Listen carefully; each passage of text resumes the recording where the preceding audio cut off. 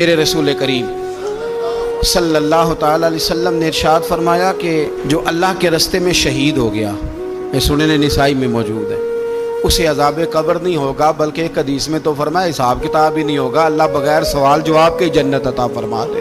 کچھ لوگوں کو لوگوں کی بخشش پہ بھی مسئلہ ہی بنتا ہے کہ کوئی بخشا نہ جائے۔ اور ایک صاحب کہہ رہے تھے جی یہ کیا معاملہ ہے کہ جمعے کو بندہ مر گیا یا فلانا ہو گیا تو اس سے حساب کتاب نہیں ہوگا، اتنے بڑے جرم لوگوں نے اتنے پاپ، اور جمعے کو مر گیا تو بخشا جائے گا۔ تو میں نے کہا جرموں کا بھی اسے حساب اللہ لے لے گا، لیکن میاں حساب کتاب کی ڈیوٹی نہ اللہ کی ہے تو بہتر یہ ہے کہ اسی کے ہاتھ میں رہے، تو نہ اپنے ہاتھ میں لینے کی کوشش کر۔ ہمیں پتہ نہیں کیا مصیبت ہے، ہمیں پتہ نہیں کیا مسئلہ ہے۔ ایک جنازے سے میں نکلا، آپ یقین کریں کبھی کبھی کلیجہ پھٹ جاتا ہے۔ میں ایک جنازے سے نکلا تو میرے ساتھ ایک بندہ جنازہ پڑھ کے نکلا تو کہنے لگا جی پیر صاحب دیکھیں آج کتنی دنیا آئی ہے، حالانکہ یہ بندہ اس طرح کا تھا، اس طرح کا تھا، اس طرح کا تھا۔ میں نے اسے کہا یار تجھے تو فکر ہی لگ گیا کہیں جنت میں چلا ہی نہ جائے، تو اس طرح کرنا جنت کے دروازے کے سامنے کھڑے ہو جانا ڈنڈا لے کے کہ میں نے نہیں جانے دینا۔ شرم آنی چاہیے ہمیں۔ اللہ فرماتے ہیں جنت اتنی چوڑی ہے جتنے زمین و آسمان، اور بس کریں جنت خدا کا فضل ہے، اور اللہ فرماتے ہیں میرا فضل میں جسے چاہتا ہوں عطا کرتا ہوں۔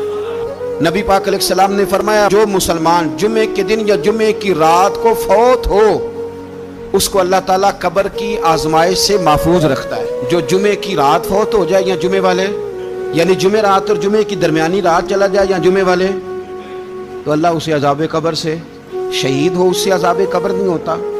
جو آدمی جمعے کے دن یا جمعے کی رات چلا جائے اسے بھی عذاب قبر نہیں ہوتا۔ حضور صلی اللہ تعالیٰ علیہ وسلم نے فرمایا جو شخص بیماری سے فوت ہوا، قربان جاؤں میرے محبوب نے بیماری کا نام ہی نہیں لیا، فرمایا کوئی بھی بیماری ہو، فرمایا جو آدمی بیماری سے فوت ہوا اللہ اسے شہادت کی موت عطا فرمائے گا، اور وہ عذاب قبر سے اور قبر کے امتحان سے بھی محفوظ رہے گا۔ اور حضور فرماتے ہیں اس کو صبح اور شام جنت کے باغوں میں سے رزق دیا جائے گا۔ جو کسی بھی بیماری سے مرا، یہ لوگ بیماری سے مر رہے ہیں تو لوگوں نے اچھوت سمجھ رہے ہیں، اچھوت، یہ اچھوت نہیں ہے، اس لیے کہ لوارث نہیں، یہ خدا رسول کے ماننے والے ہیں۔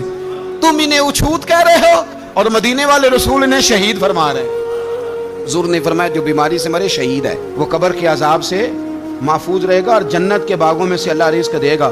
لوگ کہتے ہیں دیکھو جی بڑا تنگ ہو کے دنیا سے گیا ہے، تو اس بندے کو بھی عذاب قبر نہیں ہوتا۔ اسی طرح جو بندہ سورہ ملک پڑھتا ہے، حضور صلی اللہ علیہ وسلم کے ایک صحابی نے ایک جگہ خیمہ لگایا تو وہاں سورہ ملک پڑھنے کی آواز آتی، کوئی بندہ پڑھنے والا نظر نہیں آتا تھا۔